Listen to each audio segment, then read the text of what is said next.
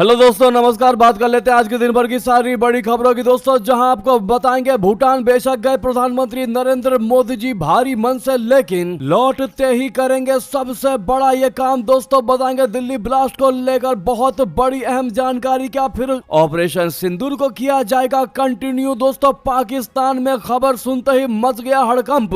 वहीं इस्लामाबाद के एक कोर्ट के बाहर आत्मघाती हमले के बाद दोस्तों शहबाज शरीफ ने अपनी हरकतों से बाज न आते हुए पाकिस्तान में हुए इस आत्मघाती हमले के लिए भारत को ठहरा दिया कसूरवार, जिसके बाद कैसे भारतीय विदेश मंत्रालय ने दिखाया शहबाज शरीफ को आईना। बताएंगे दोस्तों पहले आपको शहबाज शरीफ ने क्या कहा, उसके बाद भारत ने क्या जवाब दिया। तो वहीं लाल किला ब्लास्ट का जैश ए मोहम्मद वाला कनेक्शन आपको बताने वाले हैं। दोस्तों बताएंगे कैसे मसूद अजहर की बहन के संपर्क में था ये आतंकवादी। बहुत बड़ी और गंभीर चाल का खुलासा हुआ है इस ब्लास्ट के पीछे। दोस्तों तो वहीं चौंकाने वाली बात तो ये आपको बताएंगे कि भारत के साथ खड़ा हुआ दोस्त इजराइल, जी हां दोस्तों, फिर एक बार संकट के समय में खुल्लम खुल्ला कर दिया भारत का सपोर्ट इजराइल ने। दोस्तों तालिबान भी आया साथ, तो शेख हसीना ने भी भर दी हुंकार, सीधा लिया पाकिस्तान का नाम। दोस्तों शेख हसीना ने, वहीं जब भारत के दोस्त देशों ने एक साथ दिखाई एकजुटता, वहीं चीन ने कह दी ऐसी बात कि दुनिया हो गई हैरान। दोस्तों आखिर क्या कहा चाइना ने, वहीं आपको बताएंगे दोस्तों बिहार इलेक्शन के वोटिंग खत्म हो जाने के बाद एग्जिट पोल निकलकर सामने आए हैं, जहां पर बिहार में बन रही है इस पार्टी की सरकार। जानकर आप भी जाएंगे चौंक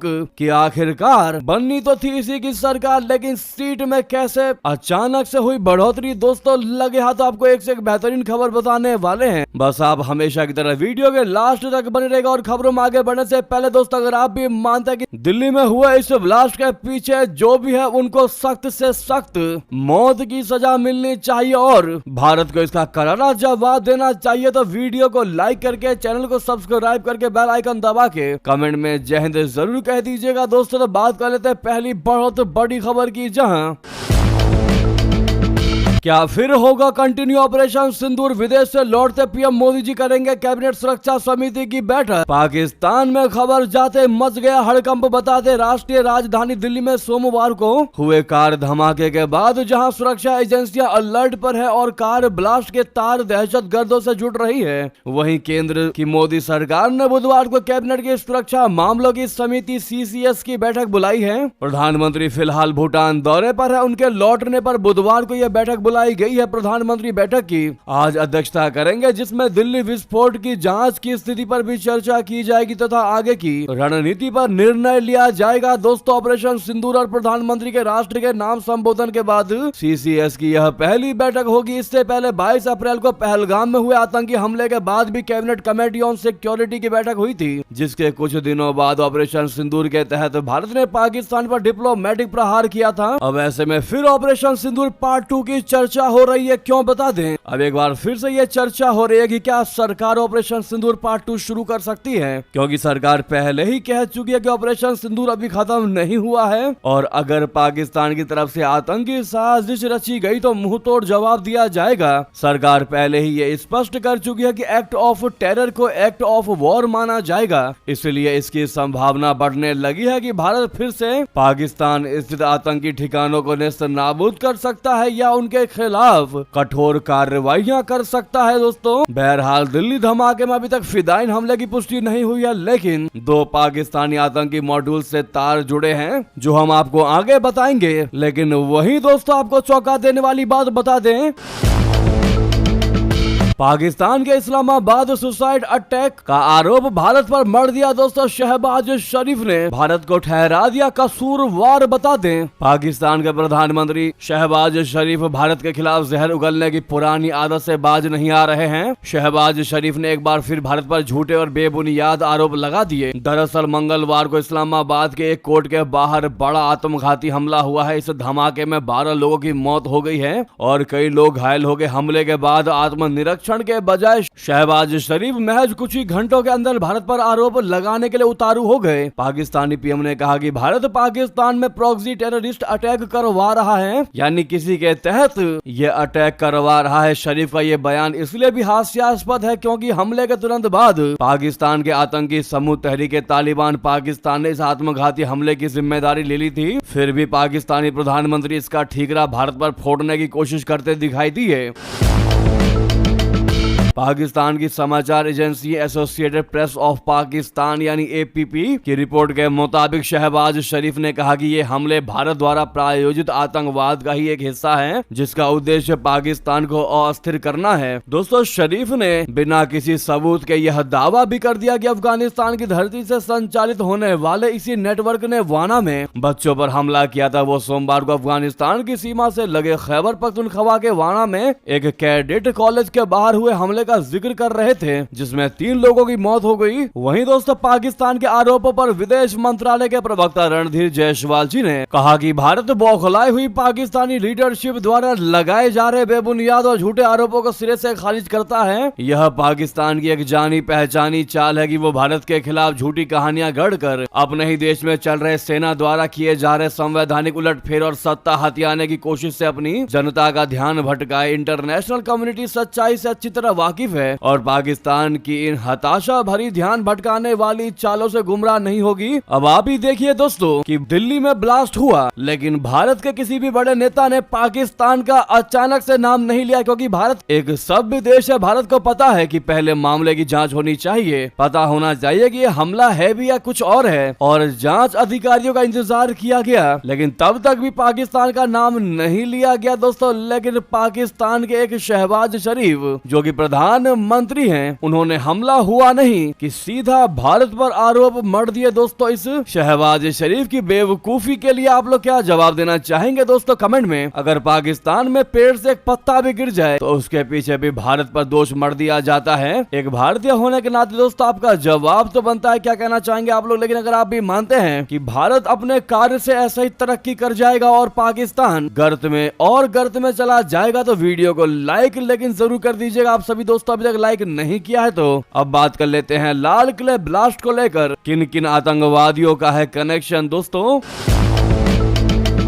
लाल किला बम ब्लास्ट मामले में केंद्रीय गृह मंत्रालय अधिकारियों ने इसे विस्फोट से जुड़े जैश-ए-मोहम्मद मॉड्यूल को ध्वस्त करने के मामले में सख्त और त्वरित कार्रवाई बताया है। विस्फोट के बाद बड़ा खुलासा हुआ है। हरियाणा के फरीदाबाद से गिरफ्तार हुई जैश की महिला विंग हेड डॉक्टर शाहीन को लेकर चौंकाने वाले खुलासे हुए हैं। डॉक्टर शाहीन लखनऊ की रहने वाली है और गिरफ्तार किए गए आतंकी डॉक्टर मुजम्मिल की गर्लफ्रेंड भी है। एक दिन पहले सोमवार को उसे फरीदाबाद से गिरफ्तार किया गया। जांच में सामने आया कि डॉक्टर शाहीन जैश-ए-मोहम्मद के हेड मसूद अजहर की बहन शहीदा अजहर के संपर्क में थी। दोस्तों, जांच में यह भी पता चला है कि उसी के इशारे पर भारत में जैश के लिए आतंकी की महिला ब्रिगेड तैयार कर रही थी। वो जैश के जमात उल मोमिनात संगठन से जुड़ी हुई थी। दोस्तों, बताया गया कि लखनऊ की रहने वाली शाहीन फरीदाबाद की अल फलाह यूनिवर्सिटी में काम करती है। जम्मू कश्मीर पुलिस ने इसकी गिरफ्तारी मुजम्मिल की निशानदेही पर फरीदाबाद से की थी। इसी ने अपनी कार में AK-47 छिपाने की इजाजत दी थी। जांच में पता चला कि वो भी इसी आतंकी नेटवर्क का हिस्सा थी। दोस्तों, उधर दिल्ली पुलिस की टीम अल फलाह यूनिवर्सिटी में पहुंची। Delhi police CCTV camera check कर रही है। क्राइम ब्रांच और पुलिस की टीम अभी भी यूनिवर्सिटी के अंदर मौजूद है। दोस्तों, यानी कि जैश की लेडी कमांडर ने रची लाल किला ब्लास्ट की साजिश, ऐसा कयास लगाए जा रहे हैं। पुष्टि नहीं है, लेकिन तार वहीं से जुड़ते दिखाई दे रहे हैं। दोस्तों, मसूद अजहर की बहन से जुड़ रहे हैं तार। तो वहीं आपको बता दें कि कैसे भारत के साथ खड़ा हुआ दोस्त इजराइल, दोस्तों तालिबान भी आया साथ। बता दें, लाल किले के पास हुए भीषण विस्फोट के बाद इजराइल और अफगानिस्तान ने भारत के साथ एकजुटता व्यक्त की और खुल्लम खुल्ला पूरी दुनिया के सामने भारत का कर दिया समर्थन। इजरायली विदेश मंत्री गेदोन सार ने पीड़ितों के परिवारों के प्रति संवेदना व्यक्त की और आतंकवाद के खिलाफ लड़ाई में इजराइल के समर्थन की पुष्टि की। तालिबान ने भी लाल किले के पास हुए विस्फोट की निंदा की। मालदीव, नेपाल, मलेशिया समेत कई देशों के प्रमुखों ने इस विस्फोट पर हुए दुख जताया। इजरायली विदेश मंत्री ने कहा कि मैं भारत के लोगों और विशेष रूप से दिल्ली के मध्य में हुए विस्फोट में मारे गए निर्दोष पीड़ितों के परिवारों के प्रति अपनी और इजरायल की गहरी संवेदना व्यक्त करता हूं। घायलों के शीघ्र स्वस्थ होने की कामना करता हूं। इजरायल आतंकवाद के खिलाफ लड़ाई में भारत के साथ खड़ा है। वहीं तालिबान के विदेश मंत्रालय ने कहा कि अफगानिस्तान इस्लामिक अमीरात का विदेश मंत्रालय शोक संतप्त परिवारों के साथ साथ भारत सरकार और भारतीय लोगों के प्रति अपनी गहरी संवेदना व्यक्त करता है। वहीं मालदीव के राष्ट्रपति मोहम्मद मुइजू ने कहा कि आज शाम दिल्ली के लाल किले के पास हुए विस्फोट में हुई दुखद मृत्यु से अत्यंत दुखी हूँ। शोक संतप्त परिवारों के प्रति हमारी हार्दिक संवेदनाएं हैं और घायलों के शीघ्र स्वस्थ होने की कामना है। मालदीव इस कठिन समय में भारत की जनता और सरकार के साथ एकजुटता से खड़ा है। इतना ही नहीं दोस्तों, यहाँ तक कि शेख हसीना ने भी भारत के लिए भर दी हुंकार। पाकिस्तान का सीधा नाम लेकर पीएम मोदी को दिया खुला समर्थन। दोस्तों, शेख हसीना ने कहा कि आधुनिक दुनिया में चरमपंथी आतंकवाद के लिए कोई जगह नहीं है। ये चरमपंथी आतंकवादी समूह एक धर्मनिरपेक्ष, मानवीय और कल्याणकारी राज्य की नींव पर प्रहार करते हैं। पाकिस्तान में जड़े जमाई ये आतंकवादी समूह बांग्लादेश सहित विभिन्न देशों में अपने नेटवर्क में घुसपैठ कर चुके हैं और क्षेत्रीय शांति और स्थिरता को कमजोर करने के लिए भारत में हमले कर रहे हैं। ये बयान आवामी लीग के सोशल मीडिया प्लेटफॉर्म पर पोस्ट किया गया था। उन्होंने आगे कहा कि हमें इन आतंकवादियों का विरोध करना चाहिए और लोगों के बीच संबंध मजबूत करके दक्षिण एशिया में शांति और स्थिरता बनाए रखनी चाहिए। बांग्लादेश आवामी लीग आतंकवाद के खिलाफ इस सैद्धांतिक संघर्ष में भारत के प्रधानमंत्री नरेंद्र मोदी को अपना पूरा समर्थन देती है। जी हाँ, ऐसे में आप दोस्तों कमेंट में थैंक यू वर्ल्ड लीडर्स जरूर कह दीजिएगा और स्पेशल थैंक्स टू इजराइल कहना बिल्कुल मत भूलिएगा दोस्तों, क्योंकि इजराइल का रिकॉर्ड रहा है भारत के लिए हर मुश्किल घड़ी में वो आव देखता है न ताव, सीधा कहता है कि हम भारत का खुला समर्थन करते हैं। उसके बाद चाहे जो भी हो, गलती चाहे जिसकी भी हो, हम भारत का खुला समर्थन करते हैं, क्योंकि इजराइल को भी पता है कि भारत आगे से किसी को नहीं छेड़ता लेकिन पीछे से किसी को छोड़ता भी नहीं है। ऐसे में भारत का समर्थन करना पृथ्वी को बचाने जैसा है, पृथ्वी पर लोकतंत्र को बचाने जैसा है। ऐसे में स्पेशल थैंक दोस्तों तो इजराइल कहना मत भूलिएगा। नेक्स्ट खबर की बात करते हैं, जहां पर भारत कनाडा तनाव के बाद पहली बार जयशंकर जी जाएंगे ओटावा। G7 देशों की बैठक में होंगे शामिल। दोस्तों, भारत और कनाडा के बीच करीब 2 वर्षों से चल रहे तनाव के बाद विदेश मंत्री डॉक्टर जयशंकर जी पहली बार आज यानी 12 नवंबर को कनाडा का दौरा करेंगे। इस दौरान वो ओटावा में G7 की बैठक में शामिल होंगे। वो बुधवार को कनाडा के ओंटारियो प्रांत का दौरा करेंगे। कनाडा की विदेश मंत्री अनीता आनंद ने डॉक्टर जयशंकर जी को G7 में शामिल होने के लिए निमंत्रण दिया था। इसके बाद वो G7 विदेश मंत्रियों की बैठक में आउटरीच पार्टनर्स के रूप में भाग लेने जा रहे हैं। ये बैठक कनाडा की 2025 G7 अध्यक्षता के अंतर्गत होगी, जो निगारा में आयोजित हो रही है। मंत्रालय के मुताबिक जयशंकर G7 से इतर द्विपक्षीय बैठकें भी करेंगे, जिसमें अनीता आनंद के साथ चर्चा प्रमुख होगी। जी हाँ, कनाडा के पूर्व प्रधानमंत्री जस्टिन ट्रूडो के कार्यकाल में भारत के साथ रिश्ते बहुत खराब हो गए थे, मगर अब मौजूदा पीएम मार्क कार्नी के दौरान भारत कनाडा के रिश्तों में सुधार आने लगा है। ट्रूडो के कार्यकाल में दोनों देशों के तनाव के बाद अब भारत और कनाडा के विदेश मंत्रियों की यह पहली बैठक होगी। ऐसे में दोनों देशों के संबंधों में आने वाले दिनों में और अधिक सुधार आने की उम्मीद है। तो वहीं आपको बता दें, एक और मील का पत्थर हुआ पार। पीएम मोदी जी और भूटान के राजा ने किया इस बड़ी परियोजना का उद्घाटन। दरअसल प्रधानमंत्री नरेंद्र मोदी जी और भूटान के राजा जिग्मे खेसर नामग्याल वांगचुक ने आपस में मुलाकातें की। इस मुलाकात के दौरान ऊर्जा क्षमता निर्माण, कनेक्टिविटी, तकनीकी, रक्षा और सुरक्षा विषयों पर व्यापक चर्चा हुई। दोनों देशों के बीच प्रतिनिधियों के स्तर की बातचीत के बाद प्रधानमंत्री मोदी जी और भूटान के राजा ने संयुक्त रूप से 1020 मेगावाट पुनांतांग सु सेकंड जल विद्युत परियोजना का उद्घाटन किया। पुनात संगचू सेकंड जल विद्युत परियोजना का निर्माण भारत और भूटान ने संयुक्त रूप से किया है। वहीं प्रधानमंत्री नरेंद्र मोदी जी ने मुलाकात के बाद पोस्ट करते हुए लिखा एक्स पर कि भूटान के राजा जिग्मे खेसर नामग्याल वांगचुक के साथ बहुत अच्छी बैठक हुई। हमने भारत भूटान के संबंधों के हर पहलुओं पर चर्चा की। हमने ऊर्जा क्षमता निर्माण, संपर्क, प्रौद्योगिकी, रक्षा और सुरक्षा जैसे क्षेत्रों में सहयोग पर चर्चा की। भारत को भूटान की विकास यात्रा में एक प्रमुख भागीदार होने पर गर्व है। जी हां दोस्तों, साथ ही साथ बता दें दुनिया का सबसे बड़ा मुस्लिम देश इंडोनेशिया क्यों बना रहा त्रिशूल हथियार? बता दे, दुनिया का सबसे बड़ा मुस्लिम देश इंडोनेशिया अपने डिफेंस सिस्टम को मजबूत करने में जुटा हुआ है। इसी कड़ी में इंडोनेशिया ने त्रिशूल नामक योजना की शुरुआत करने का डिसीजन लिया, फैसला लिया। इस योजना के जरिए कैसे किसी हमले से बचा जाए इसकी कवायद इंडोनेशिया करेगा। यानी इंडोनेशिया त्रिशूल नाम से एक रक्षा कवच तैयार कर रहा है। नेशनल इंटरेस्ट नामक आउटलेट ने इसको लेकर एक डिटेल्स रिपोर्ट की है। इस रिपोर्ट में कहा गया है कि इंडोनेशिया अपने त्रिशूल रक्षा कवच पर करीब 125 अरब डॉलर खर्च करने की तैयारी में है। इसके लिए प्लान भी तैयार कर लिया गया है। इंडोनेशिया की सरकार नए सिरे से डिफेंस सिस्टम को मजबूत कर रही है। सरकार वर्तमान राजधानी जकार्ता को भी नुसंतरा में शिफ्ट करने की तैयारी में है। इसी के मद्देनजर सरकार ने नुसंतरा त्रिशूल योजना की शुरुआत की है। इस योजना के जरिए बाहरी हमलों से इंडोनेशिया की नई राजधानी को बचाया जाएगा। जी हाँ दोस्तों, लगे हाथों बता दें, क्या ट्रंप का कार्ड होगा बेअसर? 3 मुस्लिम देशों ने बढ़ाया मदद का हाथ। भारत को बढ़ाएंगे कच्चे तेल का निर्यात। बता दें, भारत की तेल शोधन कंपनियां लंबे समय से रूस से कच्चे तेल का आयात कर रही थी, लेकिन अमेरिकी राष्ट्रपति डोनाल्ड ट्रंप को यह नागवार लगा, क्योंकि उनका मानना है कि तेल से प्राप्त पैसे का इस्तेमाल रशिया यूक्रेन के खिलाफ युद्ध में कर रहा है। इसीलिए ट्रंप ने भारत पर टैरिफ बढ़ा दिया। बाद में भारत ने धीरे धीरे रूस से कच्चे तेल का आयात कम करना शुरू कर दिया। इसे देखते हुए मिडिल ईस्ट के मुस्लिम देशों ने भारत की मदद करने की ठान ली और भारत की तरफ मदद का हाथ बढ़ाया। इन देशों ने भारत को कच्चे तेल की सप्लाई बढ़ाने का फैसला किया। 4 भारतीय रिफाइनरियों के सूत्रों ने मंगलवार को बताया कि मिडिल ईस्ट के बड़े तेल उत्पादक देशों सऊदी अरब, इराक और कुवैत ने दिसंबर में भारत को कच्चे तेल की आपूर्ति बढ़ाने का फैसला किया है। उनकी ये पहले ऐसे वक्त में हुई है जब भारतीय रिफाइनरीज रूसी बैरल के विकल्प तलाश रही है। भारतीय तेल शोधन कंपनियां पश्चिमी प्रतिबंधों के कारण रशिया से तेल खरीद रोक रही है। इससे ओपेक उत्पादकों को दुनिया के तीसरे सबसे बड़े तेल उपभोक्ता और आयातक देश यानी भारतीय बाजार में हिस्सेदारी हासिल करने में मदद मिली है दोस्तों। लेकिन वही रशिया से तेल आयात कम होता देख कहीं ना कहीं डोनाल्ड ट्रंप दोस्तों भारत से खुश नजर आ रहे हैं और कह रहे हैं कि वे मुझसे बहुत खुश नहीं है, लेकिन फिर भी हम उनसे प्यार करते हैं। ट्रंप ने भारत के खिलाफ टैरिफ घटाने के दे दिए संकेत। जी हां, बहुत बड़ी अहम जानकारी बता दें,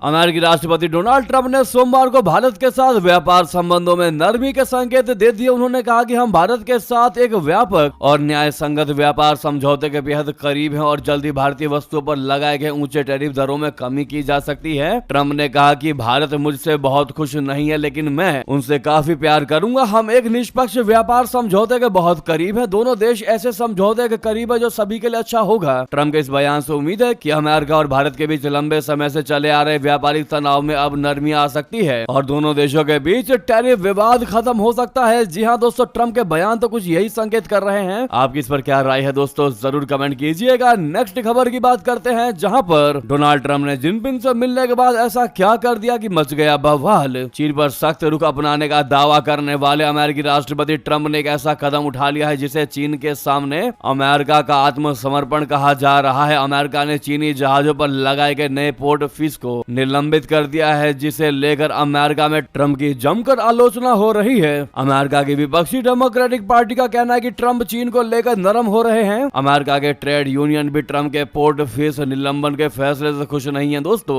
व्यापारिक तनाव के बीच अमेरिका और चीन ने हाल ही में एक दूसरे के जहाजों पर पोर्ट फीस लगा दिया था। बीते महीने दक्षिण कोरिया में एक शिखर सम्मेलन के दौरान राष्ट्रपति ट्रंप और चीनी राष्ट्रपति जिनपिंग के बीच मुलाकात के बाद दोनों देशों ने पोर्ट फीस निलंबन का फैसला लिया था। सबसे पहले अमेरिका ने पोर्ट फीस हटाई, जिसके बाद सोमवार को चीन ने भी अमेरिका और अमेरिकी जुड़े सारे जहाजों पर पोर्ट फीस हटा दी। चीनी जहाजों की संख्या को देखते हुए पोर्ट फीस लगाने से अमेरिका फायदे में था। अब जबकि ये फीस निलंबित कर दी गई है, अमेरिकी विपक्ष और ट्रेड यूनियन काफी नाराज है दोस्तों और ट्रंप को कोसते नजर आ रहे हैं कि जब हमारा ही फायदा हो रहा था तो फिर ये फीस हटाने की क्या आवश्यकता थी, चलने देते ट्रंप जैसे चल रहा था। ये कहना है दोस्तों अमेरिकी विपक्ष का। आपकी इस पर क्या राय है दोस्तों, कमेंट जरूर कीजिएगा। नेक्स्ट खबर की बात करते हैं, जहां पर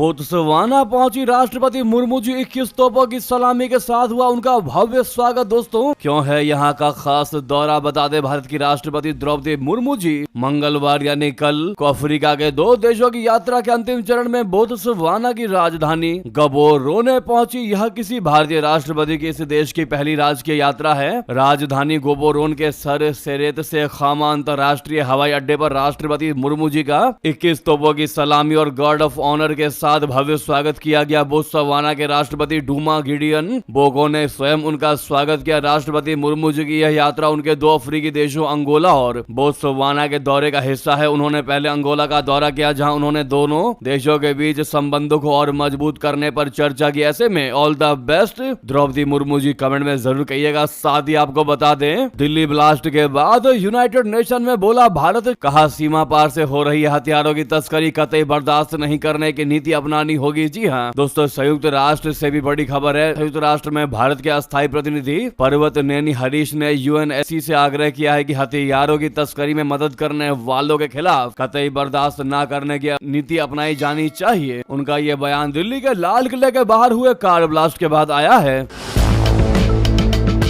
अब इधर बिहार चुनाव की बात कर लेते हैं दोस्तों। बहुत बड़ी जानकारी की, जहां फिर एक बार बिहार में नीतीश कुमार जी हाँ एग्जिट पोल में एनडीए की बल्ले बल्ले, महागठबंधन की उम्मीदें फिर बरकरार। दोस्तों बिहार की 243 विधानसभा सीटों पर चुनाव खत्म होते ही एजेंसियों ने एग्जिट पोल जारी कर दिए हैं। अधिकतर सर्वों में एनडीए को बहुमत मिलता दिख रहा है। पोल ऑफ पोल्स पर नजर डाले तो बिहार में फिर से एनडीए की सरकार बन सकती है। दोस्तों इसमें एनडीए को 131 से 157 सीटें, महागठबंधन को 80 से 93 सीटें और अन्य को 3 से 6 सीटें मिल सकती है। बिहार में 6 नवंबर को पहले चरण की वोटिंग और फिर 11 नवंबर को दूसरे चरण की बम्पर वोटिंग दर्ज की गई। वोटिंग के बाद 11 एजेंसियों के एग्जिट पोल का निचोड़ यह है कि बिहार में फिर से नीतीश कुमार की सरकार बन सकती है। मेट्राइज IANS के एग्जिट पोल के मुताबिक बिहार में एनडीए को 147 से 167 सीटें, महागठबंधन को 70 से 90 सीटें और अन्य को 2 से 6 सीटें मिल सकती हैं। चाणक्य स्ट्रेटजीज के मुताबिक एनडीए को 130 से 138, महागठबंधन को 100 से 108 और अन्य को 3 से 5 सीटें मिलती हुई दिख रही है। दोस्तों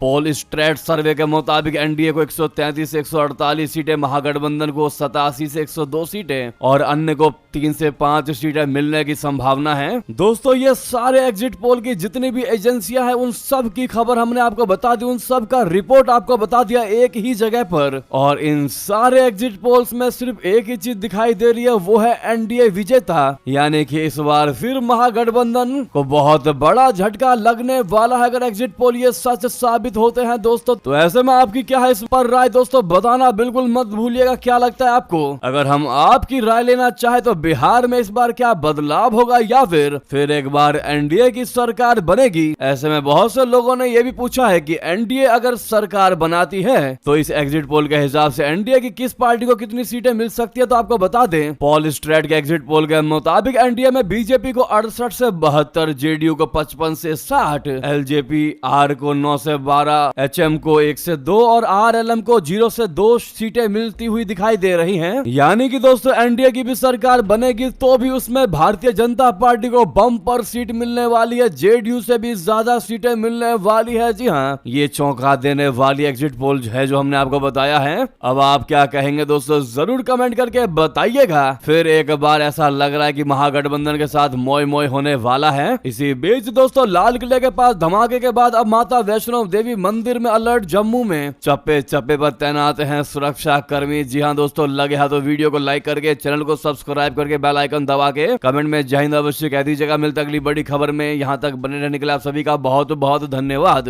बहुत बहुत आभार। जय हिंद, जय भारत।